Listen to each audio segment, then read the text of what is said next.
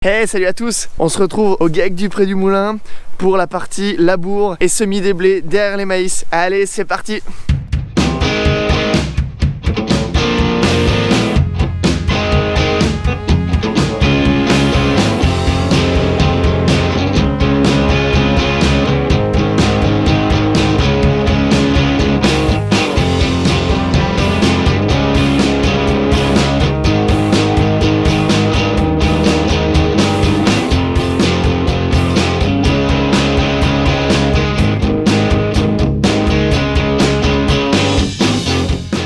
Sur le Monde Agricole TV, j'espère que vous allez bien, moi ça va super. On se retrouve donc une nouvelle fois au GAEC du Pré du Moulin à Douvaine pour la partie 2 après l'ensilage et la moisson du maïs pour le semis des blés derrière sur les mêmes parcelles. Si vous n'avez pas vu la partie 1, donc la moisson et l'ensilage du maïs, je vous mets le lien dans la description de la vidéo et n'hésitez pas à aller la voir parce que ces deux vidéos ont un lien. On va donc aller sur le terrain pour voir comment ça se passe et pour quelques explications sur les semis. Si vous n'êtes pas encore abonné à la chaîne, je vous invite en bas à droite à vous abonner et à activer les notifications avec la petite cloche. Si cette vidéo vous plaît, lâchez un petit pouce bleu, ça fait toujours super plaisir. Et n'hésitez pas à partager la vidéo sur vos réseaux et à me rejoindre sur les miens, Le Monde Agricole TV, sur Facebook et Instagram. Du coup Olivier, tu peux nous expliquer ce que tu es en train de faire là? Alors là, comme on est sur les semis d'automne, puisqu'on a fait la récolte du maïs la semaine dernière, on a vu dans d'autres vidéos, je pense, qu'on va voir dans... ouais, l'ensilage pour une partie, l'autre partie en grain, et puis derrière un maïs, tout naturellement, si on veut respecter des rotations, ça vient un blé, puisque le maïs est une tête, ce qu'on appelle une tête de rotation, qui est là pour aussi pour nettoyer un peu les champs, et voilà, pour repartir sur des bases saines, et on fait une serrée à la paille derrière. Du coup, tu as un tasse avant sur le tracteur? C'est ça. Donc ça te permet... c'est quoi l'avantage d'avoir ça?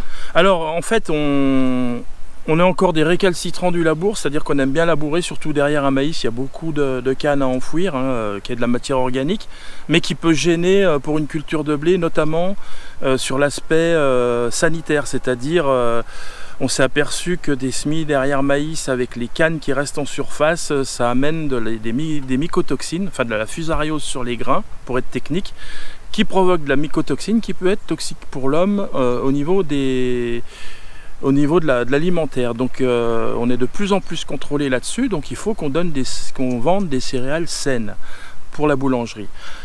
Et comme c'est notre créneau et qu'on ne fait pas des gros rendements en Haute-Savoie, donc vaut mieux qu'on vise la qualité, c'est-à-dire en gros le blé qui aura une destination boulangère. Donc on laboure, donc ce qui se passe, c'est qu'à derrière il faut casser des mottes et puis il faut enfouir les graines. Donc on préfère le faire en un seul passage, déjà pour éviter la multiplication des passages et de trop tasser la terre. Alors il se fait avec ce tracteur là qui a un équipement donc à l'avant, ce qu'on appelle un tasse avant qui permet de réappuyer le labour qui est resté très, très aéré, parce que même s'il faut aérer le sol à un moment donné il faut quand même le rappuyer un petit peu, et puis surtout qu'il tasse sur les 3 mètres que derrière la herse va travailler, la herse animée va travailler pour casser les mottes, et puis le semoir va semer derrière la herse une fois que c'est préparé, et tout ça se fait en un seul passage. On a fait un labour il y a 2-3 jours qui commence à blanchir grâce au soleil, à sécher en surface, et donc on est au moment où la terre est la plus friable et elle se prépare le mieux avec le moins de gasoil et le moins d'usure de machine. On a 2 types de semences sur la ferme, c'est les semences fermières, c'est-à-dire que je garde une partie de ma récolte que je mets dans des big bags et qu'on fait trier parce qu'il faut repasser au trieur pour enlever les grains cassés, enlever les mauvaises herbes qui resteraient, et puis surtout enrober la semence d'une protection fongicide. Alors on parle de produits de traitement, mais il y a un moment donné il faut aussi éviter que nos semis pourrissent. Donc voilà, c'est des produits normalement qui se dégradent dans le sol une fois qu'ils ont fait leur activité, puisqu'aujourd'hui on nous a supprimé la plupart des produits qui restaient et qui pouvaient éventuellement se retrouver dans les nappes. Donc je ne le cache pas, je ne suis pas en bio, donc effectivement mes semences sont protégées.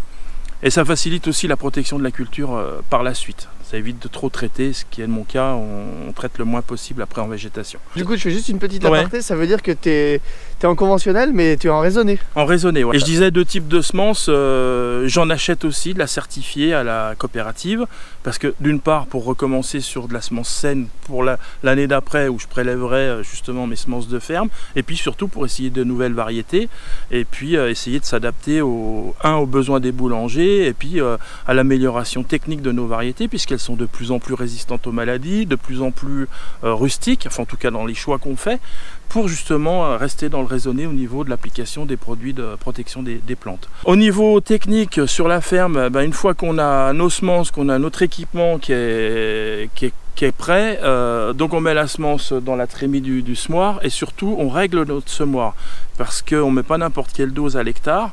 Il faut faire des choix et surtout par rapport à un peuplement d'épis qu'on souhaite au mètre carré au moment de la moisson. C'est fonction du poids de 1000 grains, du grain, enfin du lot, c'est en fonction de plein de choses, de la capacité de talage, parce qu'il faut savoir qu'une graine de blé va d'abord sortir une feuille de blé, mais après ce qu'on appelle taler, c'est-à-dire il va y avoir du talage comme toute graminée, et cette pousse de blé va en générer 2, 3, 4 ou 5 autres, c'est-à-dire ce qu'on appelle le talage, c'est là qu'on voit s'épaissir le blé, et c'est-à-dire en partant d'un grain de blé, on peut déjà avoir de 1 à 4 épis selon les variétés qui vont sortir, et puis selon surtout les conditions climatiques. Donc en fonction de ça, on ajuste notre semis. Moi par exemple, je ne vais pas être super précis, par contre je sais que je commence à 150 kg de semences à l'hectare, c'est pas beaucoup pour espérer moissonner 6000 kg à la sortie, pour donner un peu la capacité de multiplication des semences, enfin de l'espèce blé. Enfin, je veux dire, on part de 150 kg, puis à la fin on a 6 à 7 tonnes à récolter. Mais je démarre par exemple à 150 kg quand les conditions sont au top, en début octobre par exemple. Et puis plus j'avance dans la saison, où ça devient humide, où ça devient dur à préparer, tout ça, où on sait qu'il y a des grains qui vont être perdus, eh ben on augmente. Et puis surtout, je crois qu'à la fin, ça doit être un peu une constante, les variétés qu'on met à la fin talent moins que les autres puisqu'elles restent moins longtemps implantées dans l'hiver. Je veux dire, on arrive à semer début décembre, donc elles vont rester, avant de commencer à monter, elles ont que 2 mois ou 3 mois, alors que celles qui ont été semées en octobre ont 2 mois de plus. Donc voilà, il y a tout ça à prendre en compte, donc on finit à 200-220 kg de semences à l'hectare. À quelle profondeur du coup tu sèmes le blé? Le blé il est semé plutôt à 3-4 cm à peu près. C'est un peu variable, mais ouais, c'est à peu près ça. Ce qui est important, c'est qu'il soit bien recouvert, quoi. Plus qu'autre chose, c'est qu'il n'y ait pas trop de grains qui sont en surface. Et puis qu'il n'y ait pas des grosses mottes qui empêchent la graine de lever. Ouais.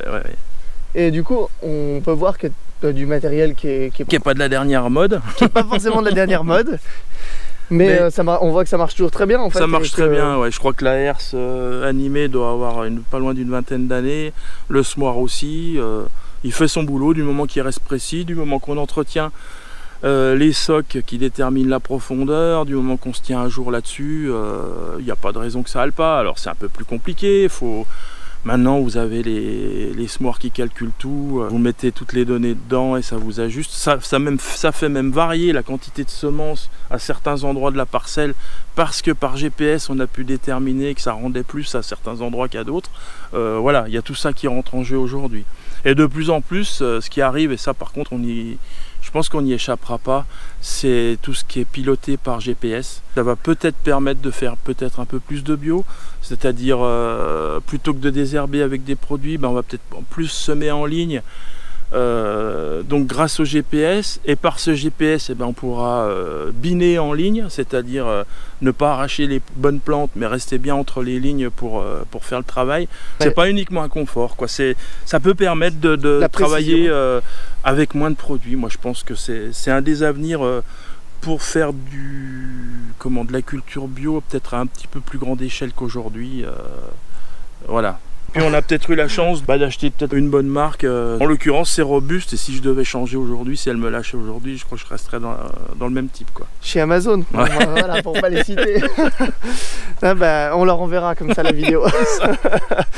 On est le 26 décembre et là je suis dans une des parcelles qui a été semée en blé derrière les maïs. Et on peut voir que le blé commence vraiment à bien sortir. C'est plutôt joli.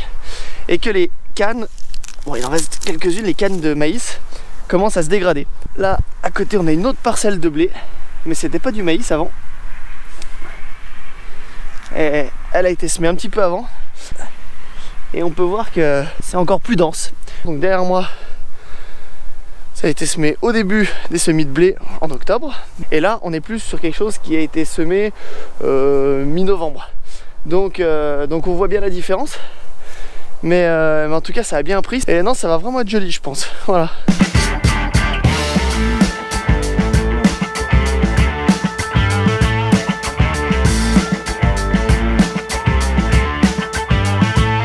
Merci à tous d'avoir regardé cette vidéo. On n'oublie pas de s'abonner, de lâcher un petit pouce bleu, ça fait plaisir. Rendez-vous à la prochaine, prenez soin de vous et à tout bientôt. Ciao ciao!